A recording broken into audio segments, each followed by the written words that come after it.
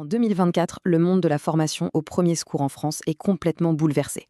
Et attention, on ne parle pas d'une petite mise à jour, non. C'est une véritable révolution, une refonte totale qui change les règles du jeu pour tout le monde. Restez bien avec nous, on va tout décortiquer. Que l'on soit secouriste, formateur ou simplement quelqu'un qui songe à apprendre les gestes qui sauvent, eh bien il faut bien écouter. Ce qui était vrai hier ne l'est plus aujourd'hui. C'est un nouveau départ. Pour vraiment saisir l'ampleur du changement, il faut regarder d'où l'on vient. Le système d'avant, c'était un vrai casse-tête, un empilement de vieilles lois qui se contredisaient parfois. La réforme, elle, fait table rase de tout ça. Fini le bazar, place à un cadre unique, clair et beaucoup plus logique.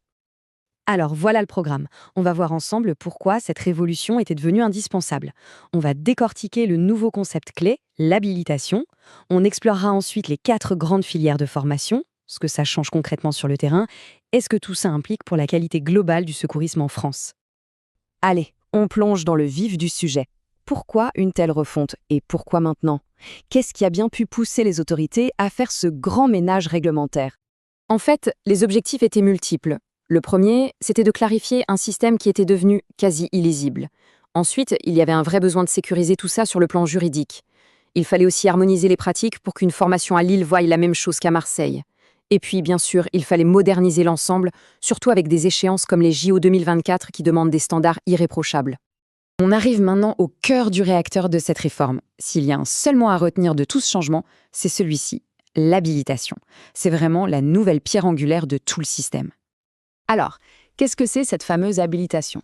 Ce n'est plus le simple agrément d'avant. Non, là, on parle d'une autorisation officielle, délivrée par l'État, qui prouve qu'un organisme coche toutes les cases d'un cahier des charges national très strict. C'est un peu comme une licence pour former, qui engage vraiment la responsabilité de l'organisme. Et attention, cette habilitation, ce n'est pas un chèque en blanc. Elle n'est pas acquise à vie.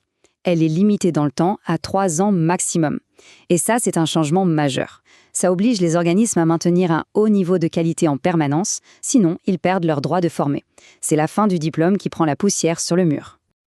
Ok, maintenant qu'on a bien compris le principe de l'habilitation, voyons comment la réforme organise les formations. Le système est maintenant structuré en 4 grands axes qu'on appelle des filières. C'est beaucoup plus clair. Le nouveau paysage du secourisme s'articule donc autour de ces 4 filières bien distinctes. Il y a la filière citoyenne pour le grand public, l'opérationnel pour les pros du secours, l'aquatique, bien sûr, pour les sauveteurs en milieu aquatique, et enfin la filière pédagogique, qui est un peu la clé de voûte puisqu'elle forme les formateurs de toutes les autres filières. Ça met de l'ordre.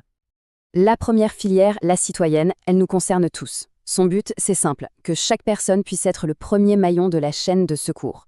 Et le point important à retenir, c'est que la formation que tout le monde connaît, le PSC1, est maintenant officiellement remplacée par le PSC pour Premier Secours Citoyen. La deuxième filière, c'est celle des pros. Elle s'adresse à tous ceux qui interviennent en équipe, par exemple sur des événements sportifs ou des concerts.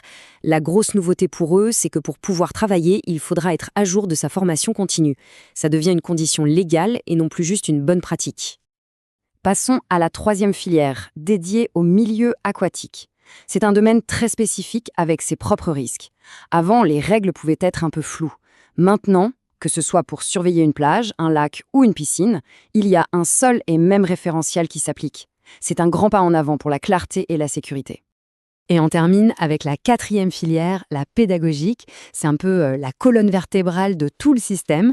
C'est elle qui définit comment on forme les formateurs.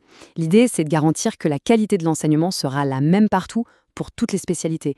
Former les formateurs, c'est la base de tout. Bon, tout ça, c'est la théorie. Mais dans la vraie vie, qu'est-ce que ça change au quotidien pour les gens, pour les secouristes sur le terrain et pour les organismes de formation? Voici un chiffre tout simple qui illustre bien la montée en exigence. La formation de base, pour tout le monde, le nouveau PSC, durera maintenant au minimum 7 heures. Ça montre bien la volonté de renforcer les compétences de base du grand public. Allez, on résume l'essentiel. Pour le citoyen lambda, le nom change, mais pas de panique, les anciens diplômes restent tout à fait valides. Pour les secouristes, la formation continue devient une obligation légale pour pouvoir exercer.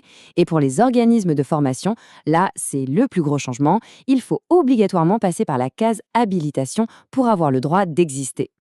Pour conclure, il faut bien comprendre que cette réforme, ce n'est pas juste une série d'ajustements administratifs. C'est un vrai changement de philosophie, une toute nouvelle manière de voir le secourisme en France. D'ailleurs, cette citation tirée des textes officiels résume tout à la perfection. On abandonne une logique où un agrément pouvait être un peu un droit acquis, parfois historique, pour entrer dans une nouvelle ère, celle de la qualité contrôlée, de la responsabilité et du suivi permanent. Ces 4 points, ce sont les nouvelles règles du jeu. Le professionnalisme d'abord, avec des référentiels bien carrés, la responsabilité ensuite, où les organismes sont garants de ce qu'ils enseignent, la traçabilité parce que tout doit pouvoir être vérifié, et tout ça pour un objectif final, la sécurité, avec la garantie d'une formation de qualité pour tous. La grande question qui se pose maintenant, c'est de savoir si ce cadre, qui est certes plus exigeant mais aussi tellement plus clair, va permettre de mieux former et de mobiliser encore plus de monde. Au fond, l'objectif est là. Est-ce que cette réforme ambitieuse va réussir à créer une nouvelle génération de citoyens et de professionnels encore mieux préparés à sauver des vies? L'avenir nous le dira.